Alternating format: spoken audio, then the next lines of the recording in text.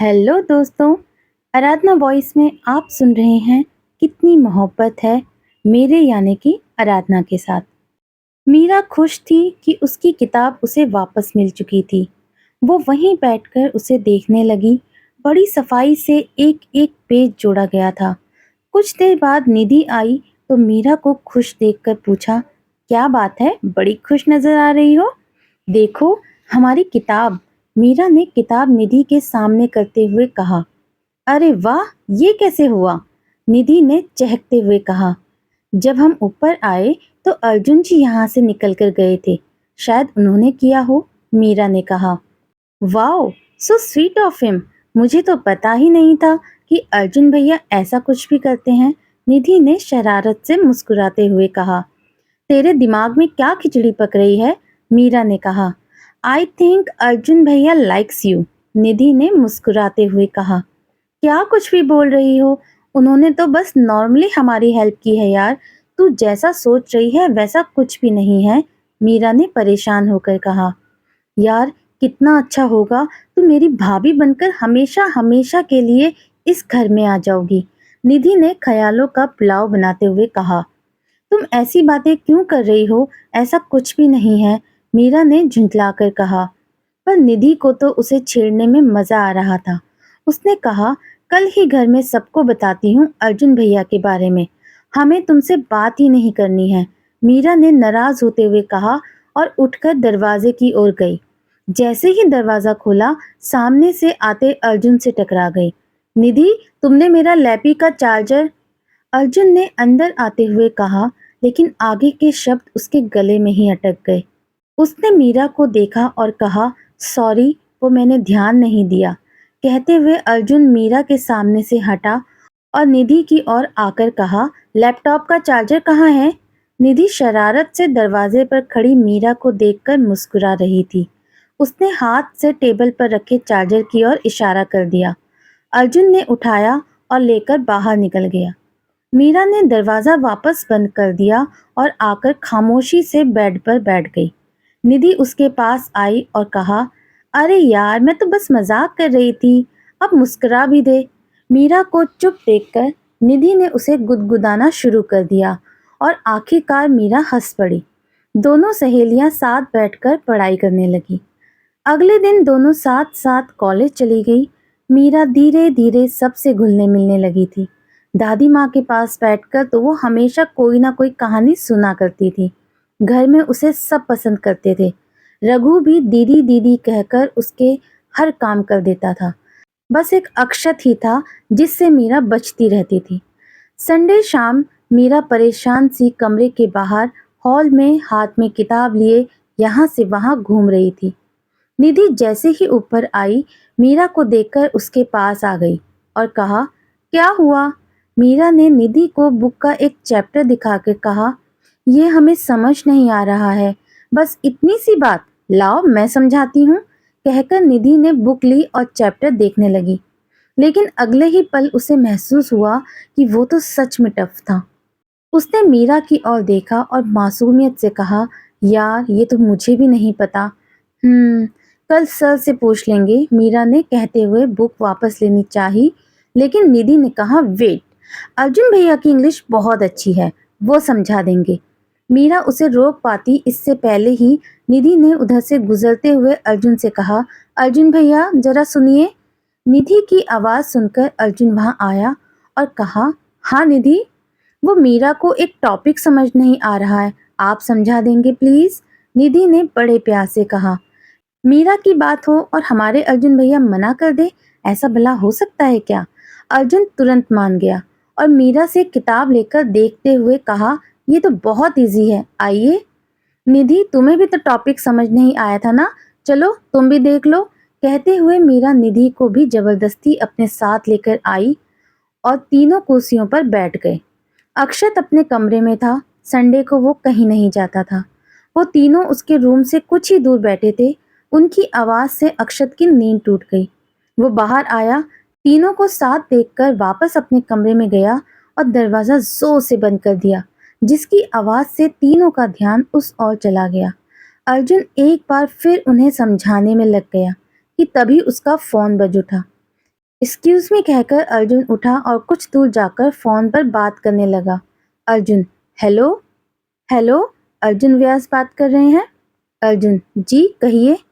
अर्जुन जी, business में आपका बहुत नाम सुना है, मैं आपके साथ डील करना चाहता हूँ, क्या हम अभी मिल सकते हैं?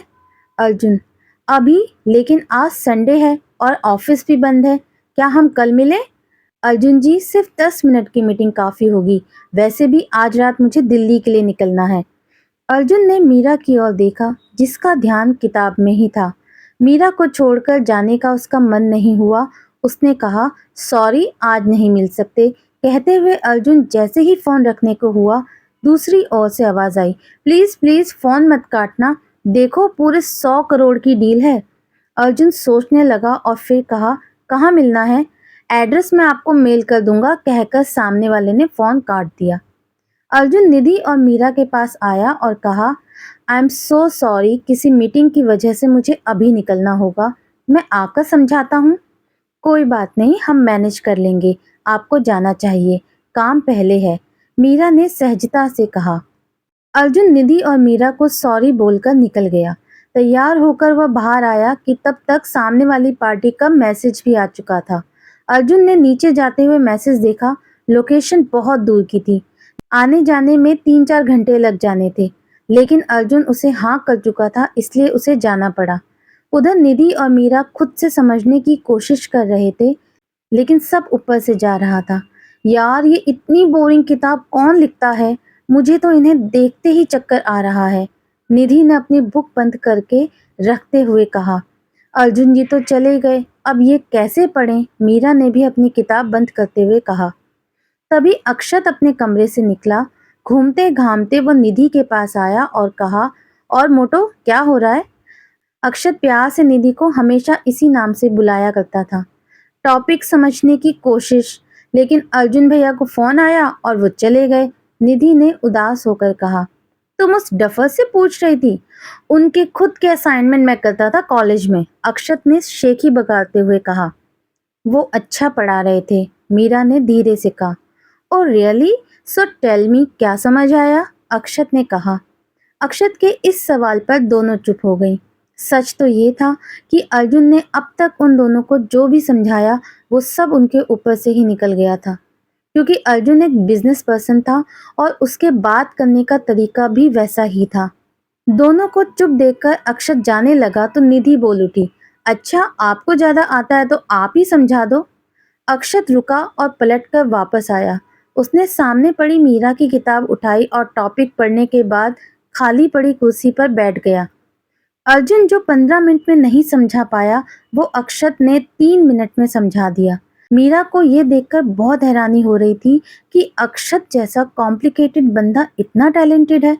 अक्षत ने आगे समझाते हुए निधि से कहा, 1 कप कॉफी। निधि को तो बस पढ़ाई से बचने का बहाना चाहिए था, इसीलिए उसने जल्दी से उठते हुए कहा, हाँ भाई, मैं अभी आपके लिए एक स्ट्रॉन्ग कॉफी बनाकर लाती हूँ। मीरा उसे रोक सकती, इससे पहले वो वहां से चली गई। अक्षत और मीरा अकेले थे, दोनों एक दूसरे के सामने बैठे थे। अक्षत ने बुक उठाई और नेक्स्ट चैप्टर पढ़ने लगा। मीरा की नजर उस पर गई, वो बड़े गौर से किताब को देख रहा था। मीरा की आंखें उसके चेहरे पर जम सी गई।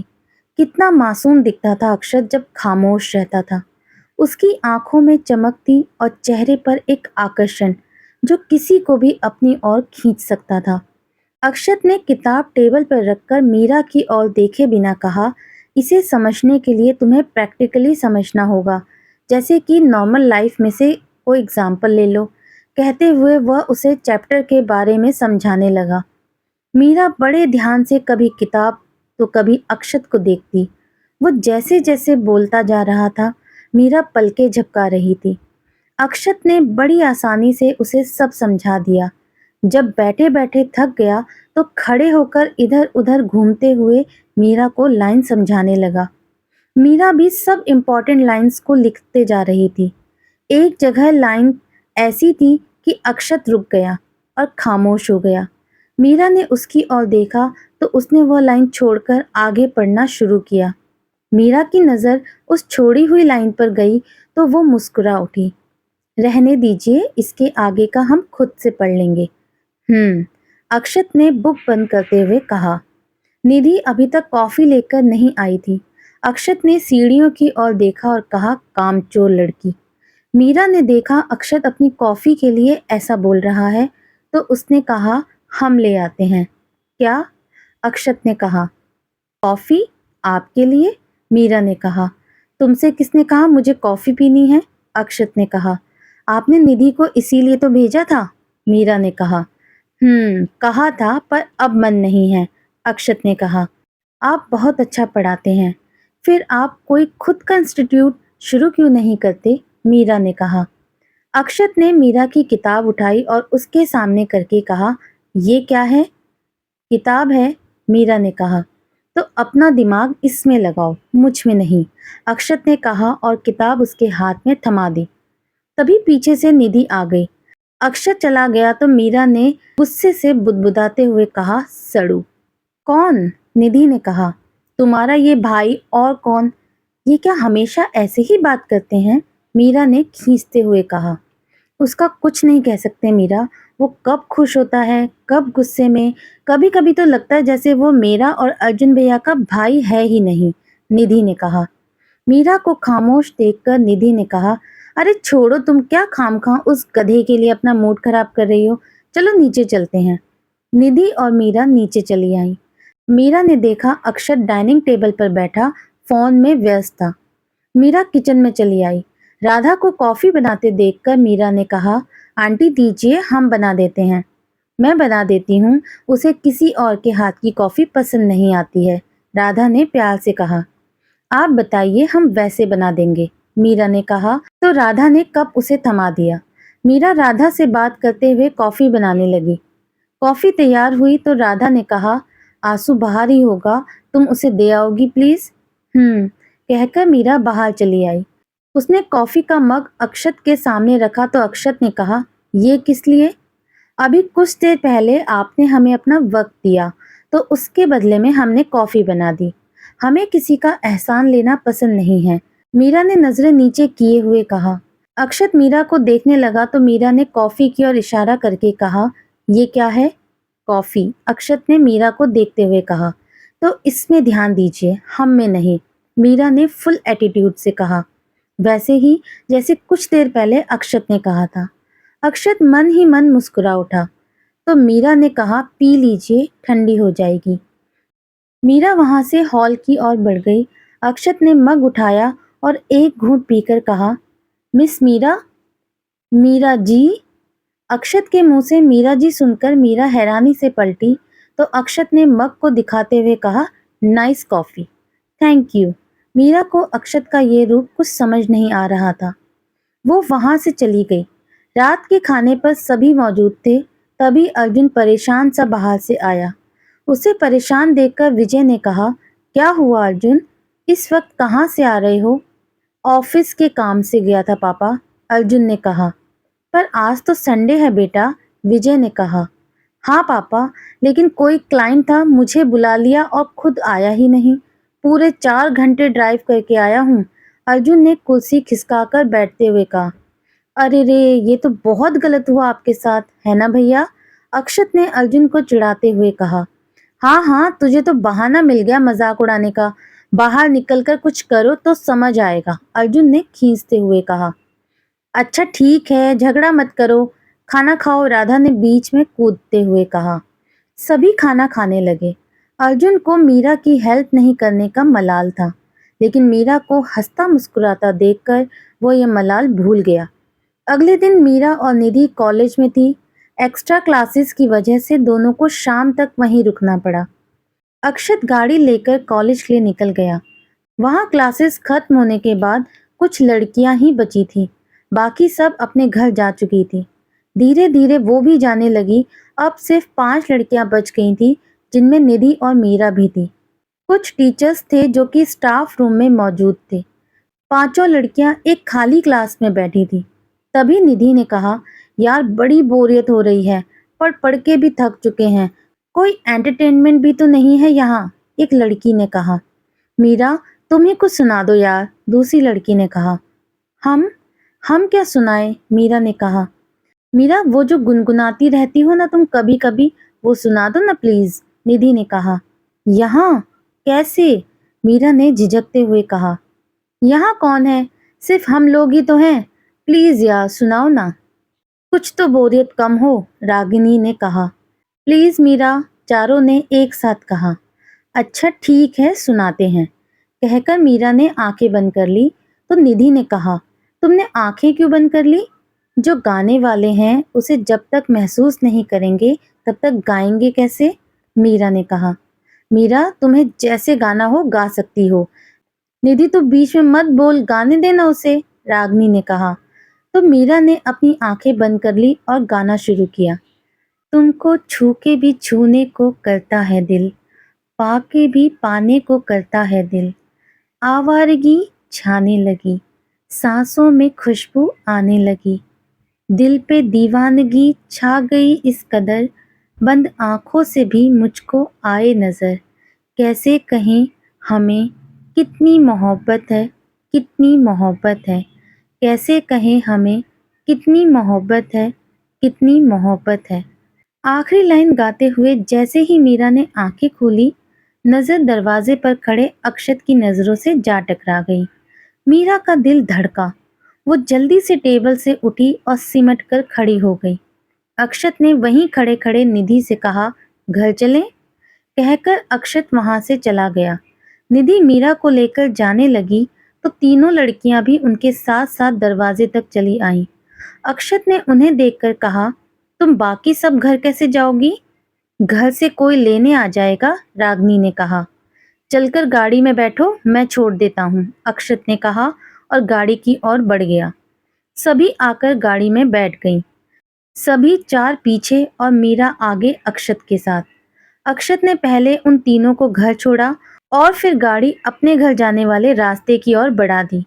गाड़ी में फैली खामोशी को तोड़ने के लिए निधि ने कहा, भाई आप भी अजीब हो ना।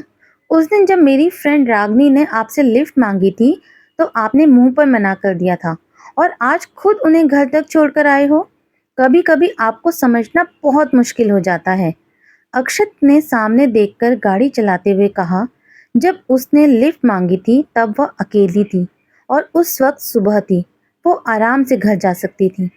आज जहां वो लोग थे उसके बाहर का माहौल कुछ अच्छा नहीं था। इस वक्त अकेले घर जाती, घर वालों के आने का इंतजार करती, परेशान होती। बस इसीलिए उन सबको घर तक छोड़ दिया। अरे वाह भाई! अच्छा, वैसे मेरी सभी दोस्त कैसी लगी आपको? निधि ने कहा। बोरिंग और कुछ तो अकड़ू भी। कहते हुए अक्षत ने मीरा की ओर देखा और फिर सामने देखने लगा। निधि रास्ते भर कुछ न कुछ बोलती रही। अंधेरा होने लगा था। गाड़ी घर के पोर्च में जैसे ही आकर रुकी, अक्षत ने ब्रेक लगाया। मीरा का सर आगे आया। सर डैशबोर्ड से टकराता इससे पहले अक्षत ने अपना हाथ आगे कर दिया। अक्षत की छुअन मीरा को ठंड का एहसास करा गई। मीरा ने खुद को संभाला और नीचे उतर गई। तीनों अंदर आकर चले आए। फ्रेश होकर सबने खाना खाया। रात में सोते हुए मीरा के दिमाग में अक्षत की बातें ही घूम रही थी। उसे अक्षत कुछ समझ नहीं आ रहा था। एक पल में वो रूड, सेल्फिश और गुस्सैल दिखता तो अगले ही पल वो कुछ ऐसा करता कि बहुत ही मासूम बन जाता।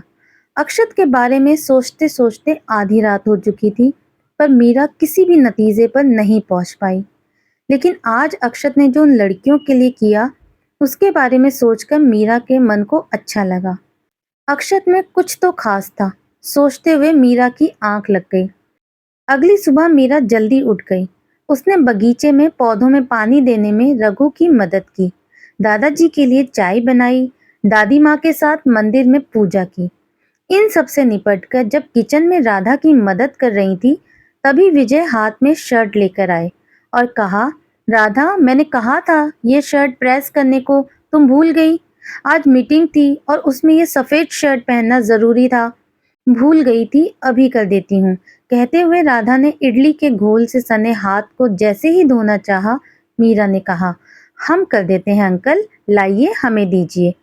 थोड़ी जल्दी करना बेटा, मुझे 10 मिनट में निकलना है, शर्ट मीरा को देते हुए कहा और राधा की ओर पलटकर बोले, राधा, मैं नाश्ता बाहर ही कर लूंगा, तुम परेशान मत होना। विजय चले गए। मीरा भी शर्ट लेकर बाहर आई। वहीं हॉल में ही प्रेस टेबल लगा था। मीरा ने शर्ट प्रेस करके विजय को जैसे ही दी, दरवाजे की डोरबेल बजी। एक बार जो बजी तो बजती ही गई। मीरा दरवाजे की ओर बढ़ी। उसने दरवाजा खोला। सामने एक दुबली पतली लड़की खड़ी थी, जिसे बिना स्लिप का टॉप और कटी फटी जींस पहनी थी। आंखों पर फैशन वाला चश्मा लगाया हुआ था। उसके एक हाथ में पर्स था, दूसरे में मोबाइल। पैरों में हील्स वाले सैंडल और कानों में बड़े बड़े गोल इयररिंग्स थे। लड़की ने चश्मा उतारा और मीरा को ऊपर से नीचे तक देखकर कहा, दरवाजा खोलने में इतना टाइम लगता है क्या? मीरा ने कोई जवाब नहीं दिया तो लड़की ने उसे साइड किया और अंदर चली आई। मीरा भी उसके पीछे पीछे अंदर आई, जब तक लड़की सीढ़ियों से होते हुए ऊपर चली गई। निधि नीचे आई तो मीरा ने कहा, ये कौन है?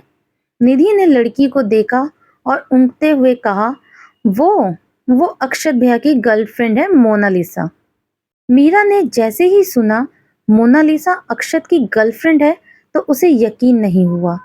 उसे सोचता देखकर निधि ने कहा, आओ बताती हूँ सब। निधि मीरा दोनों आकर सीढ़ियों पर बैठ गईं। तो निधि कहने लगी, भाई जब कॉलेज में थे तब से मोना हाथ धोकर उनके पीछे पड़ी थी, लेकिन भाई ने कभी उसे भाव नहीं दिया।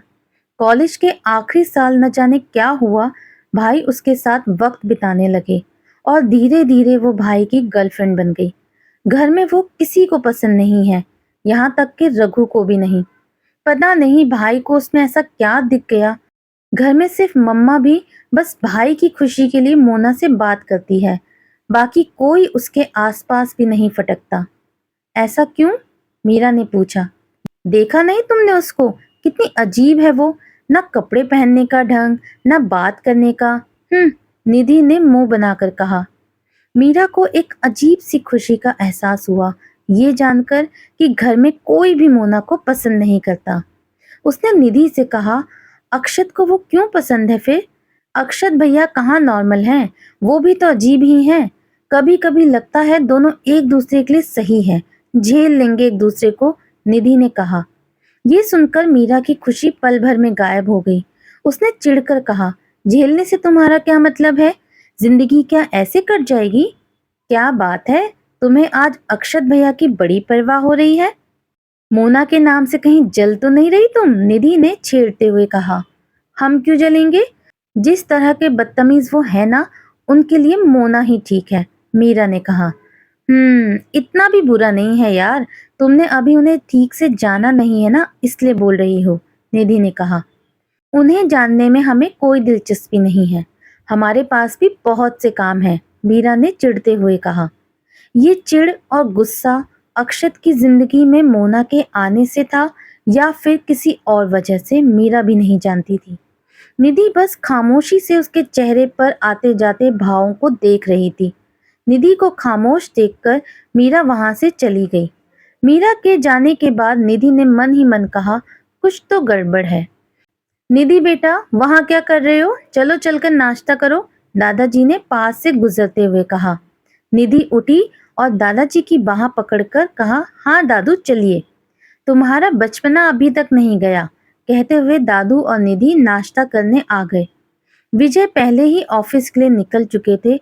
अर्जुन भी साथ चला गया था। नाश्ते की टेबल पर सिर्फ दादा, दादी, मीरा और निधि थे। राधा सबके लिए नाश्ता परोस रही थी। दादी ने देखा और कहा, बहू विजय और अर्जुन कहाँ हैं? माँ जी, वो दोनों सुबह ही निकल गए, आप खाइए, राधा ने प्लेट उनकी ओर बढ़ाकर कहा। वो तो ठीक है, पर अक्षत कहाँ है? आज नाश्ता नहीं करेगा वो? दादी ने कहा। भाई ऊपर अपनी मोना के साथ बिजी है दादी माँ, निधि ने कहा। तो राधा ने उसे घूर कर देखा और फिर दादी से कहा, शायद मोनालिसा आई होगी, ऊपर होगा। उन दोनों का नाश्ता मैं रघु के हाथ ऊपर ही भिजवा दूंगी। उस लड़की का मुझे कुछ समझ नहीं आता राधा, माना उसकी दोस्त है, पर इस तरह घर आना जाना और अकेले में साथ रहना क्या सही लगता है तुम्हें? दादी ने सोचते हुए कहा। अरे तुम भी ना, बच्चे हैं, बच्चों को प्राइवेसी चाहिए, दादाजी ने कहा। माँ जी, आंसू को मोनालिसा पसंद है, ऐसे में आप और हम क्या कर सकते हैं? राधा ने सहजता से बिना किसी भाव के कहा। अक्षत को पसंद है, लेकिन उसके लिए क्या सही है और क्या नहीं, ये तो तुम बता सकती हो ना बहू, दादी ने कहा। नाश्ता ठंडा हो रहा है माँ जी, आप लोग खाइए, मैं चाय लेकर आई। कहते हुए राधा माँ जी के सवाल को नजरअंदाज करते हुए वहां से चली गई। चारों चुपचाप नाश्ता करने लगे। मीरा के मन में कई सवाल थे कि आखिर यह जानते हुए भी कि मोना अक्षत के लिए ठीक नहीं है, फिर क्यों वो चुप थी। खैर, सभी नाश्ता कर ही रहे थे कि तभी अक्षत और मोना वहां आए। मीरा की नजर उन दोनों पर गई तो अंदर ही अंदर उसे चुभन का एहसास हुआ। मोना ने अक्षत के हाथ में अपना हाथ डाला हुआ था और वो मोना से बिल्कुल चिपक कर चल रहा था। दोनों आकर नाश्ते के लिए बैठ गए। राधा सबके लिए चाय ले आई। उसने सबको चाय दी और अक्षत मोना के लिए नाश्ता रखने लगी। राधा ने जो प्लेट अक्षत को दी थी, मोना ने उसे दोनों के बीच रखकर राधा से कहा, आंटी रहने दो, एक से ही खा लेंगे, है ना बेबी? अक्षत ने धीरे से कहा। राधा ने दूसरी प्लेट वैसे ही रख दी। वो भी बैठकर नाश्ता करने लगी। मीरा ने नजर भर मोना को देखा और मन ही मन कहा, इस सड़ू ने इसे पसंद किया है। सोचकर ही हंसी आ रही है, बिल्कुल पंदरिया लग रही है। ऊपर से हक तो ऐसे जमा रही है जैसे बीवी हो इनकी। मीरा को खोया देखकर निधि ने उसे कोहनी मारी तो मीरा को होश आया, वरना वो तो मोना को मन ही मन कितनी गालियां ऑलरेडी दे चुकी थी। नाश्ता करते हुए मोना ने एक हाथ पर अक्षत का हाथ रख लिया। दादी माँ ने देखा तो उन्हें बहुत खराब लगा। वो नाश्ता बीच में ही छोड़कर चली गई। दादू और राधा समझ चुके थे, लेकिन कुछ कहा नहीं। मीरा और निधि ने नाश्ता किया और दोनों कॉलेज के लिए निकल गईं। रास्ते भर मीरा के दिमाग में अक्षत और मोना ही घूमते रहे। कॉलेज में क्लासेस खत्म होने के बाद मीरा बेंच पर बैठी कोई बुक पढ़ रही थी। कुछ देर बाद चपरासी आया और एक लिफाफा मीरा को थमा दिया। मीरा को बड़ी हैरानी हुई कि आखिर ये किसने भेजा होगा। एक माँ ही थी जो हर हफ्ते उसके लिए खत भेजा करती थी, पर अब तो माँ रही नहीं, तो फिर यह खत। मीरा ने लिफाफा खोलकर देखा, उसमें एक चिट्ठी थी। मीरा ने चिट्ठी निकाली और उसे पढ़ना शुरू किया। प्रिय मीरू, मीरा की माँ सावित्री उसे हमेशा इसी नाम से बुलाया करती थी। मीरा का दिल तेजी से धड़क उठा। उसने आगे पढ़ना शुरू किया। जब तक तुम यह खत पढ़ोगी, तब तक मैं इस दुनिया से जा चुकी होंगी। जाते जाते मैंने तुम्हारे लिए कई अनगिनत सवाल छोड़े हैं, जिनका जवाब तुम भी जानना चाहती होगी। मैं कभी तुम्हें खुद से दूर रखना नहीं चाहती थी मीरू, पर हालातों के आगे मजबूर होकर मुझे करना पड़ा। जिस लाइलाज बीमारी से मैं जूझ रही थी, मैं नहीं चाहती थी तुम्हें उसके बारे में पता चले। मैंने हमेशा तुम्हें उसूलों से बांधे रखा। उनके पीछे की वजह तुम्हें ज़रूर बताऊंगी। मेरे जाने के बाद तुम कैसे रहोगी, कहाँ रहोगी, इसका कोई अंदाज़ा मुझे नहीं है, पर मैं जानती हूँ तुम उतनी जल्दी हार नहीं मानोगी जितनी जल्दी मैंने मान ली थी। तुम्हें एक बहुत बड़ा इंसान बनना है मीरा, और अपने सपनों को पूरा करना है। मेरा आशीर्वाद हमेशा तुम्हारे साथ रहेगा। ये खत मिलने के 1 महीने बाद तुम्हें दूसरा खत मिलेगा, जिसमें तुम्हारे सभी सवालों के जवाब मिल जाएंगे। तुम सोच रही हो अभी क्यों नहीं, माँ हूँ तुम्हारी। जानती हूँ इस वक्त तुम्हारे एग्जाम्स होंगे और तुम्हें पढ़ने की बहुत ज़रूरत है। मन लगाकर पढ़ना मीरू, और हाँ, अपना ख्याल रखना। तुम्हारी माँ, सावित्री शर्मा। मीरा की आंखों से आंसू बहकर हाथ पर गिरने लगे। उसे समझ नहीं आया आखिर कौन से राज हैं जो माँ उसे बताना चाहती है। आज माँ उसके साथ ना होकर भी उसके साथ इन खतों के सहारे है, लेकिन इन खतों का क्या मतलब है अब? मीरा सोच ही रही थी कि तभी निधि आई और उसके पास बैठते हुए कहा, यार आज तो बड़ा मजा आया पुनीत सर की क्लास में। मीरा ने कुछ नहीं कहा, बस नम आंखों से खत को देखती रही। निधि ने देखा तो कहा, क्या हुआ और तुम्हारे हाथ में क्या है ये, दिखाओ। कहते हुए उसने मीरा के हाथ से खत लिया और पढ़ने लगी। पढ़ते हुए निधि के चेहरे के भाव एक जैसे ही थे, लेकिन आखिर में भेजने वाले का नाम पढ़कर उसके चेहरे के भाव एकदम से बदल गए। उसने मीरा से कहा, ये खत आंटी ने भेजा है? बहुत पहले भेजा था, जब वो जिंदा थी, पर आज मिला है, मीरा ने भारी आवाज के साथ कहा। आंसुओं की वजह से उसका गला रूंध गया था। निधि को कुछ समझ नहीं आया तो उसने मीरा से कहा, मीरा, तुम तो राजपूत हो ना?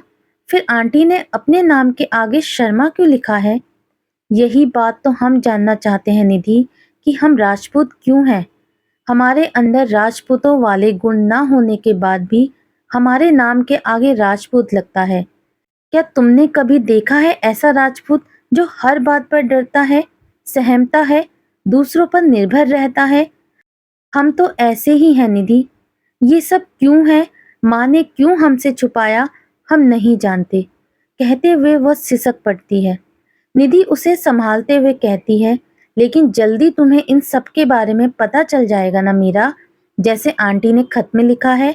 और किसने कहा तुम राजपूत नहीं हो? तुम ना ही डरपोक हो और ना ही दूसरों पर निर्भर। तुम्हारे हाव भाव, बात करने का तरीका, तुम्हारा हर चीज को देखने का नजरिया, तुम्हारी सादगी और तुम्हारी पर्सनैलिटी राजपूत वाली ही है। बस तुम थोड़ा शांत वाली लड़की हो, पर इसका मतलब ये तो नहीं कि तुम राजपूत नहीं हो। हमें तो कुछ समझ नहीं आ रहा निधि, मीरा ने उसकी ओर देखते हुए कहा। फिलहाल कुछ समझने की जरूरत नहीं है। एग्जाम्स आ रहे हैं ना, तो दोनों मिलकर पढ़ाई करेंगे और टॉप में आएंगे। आगे का आगे देखेंगे। मैं हूं ना तुम्हारे साथ। निधि ने मीरा को गले लगाते हुए कहा और मन ही मन सोचने लगी, अभी तुमसे इस बारे में बात करना बिल्कुल सही नहीं होगा मीरा, क्योंकि एग्जाम्स सर पर हैं और तुम इन बातों में उलझ कर रह जाओगी, जिसका सीधा सीधा असर तुम्हारी पढ़ाई पर पड़ेगा। मामला बहुत पेचीदा है। तुम्हारा अतीत शायद ऐसा है जो तुम्हें हिला कर रख देगा, और इस वक्त मैं ऐसा कुछ नहीं चाहती। कुछ भी हो, मैं हमेशा तुम्हारे साथ रहूंगी मीरा। मीरा को कुछ राहत मिली तो वो निधि से दूर हुई और कहा, तुम बहुत अच्छी हो निधि। क्या सच में? निधि ने चहक कर कहा। हाँ, सच में। तुमने हमारे लिए जो किया है हम कभी नहीं भूल सकते, मीरा ने कहा। तुम फिर शुरू हो गई मीरा। हम दोस्त हैं ना, और दोस्ती में ये सब चलता है। अच्छा, विनीत के बारे में तुमने क्या सोचा है? निधि ने कहा। हमें वो पसंद नहीं है निधि, मीरा ने कहा। मतलब तुम्हारा मेरी भाभी बनना पक्का, निधि ने बड़बड़ाते हुए कहा। क्या? मीरा ने शक भरी नजरों से देखते हुए कहा। कुछ नहीं, ऐसे ही, चलो घर चलते हैं।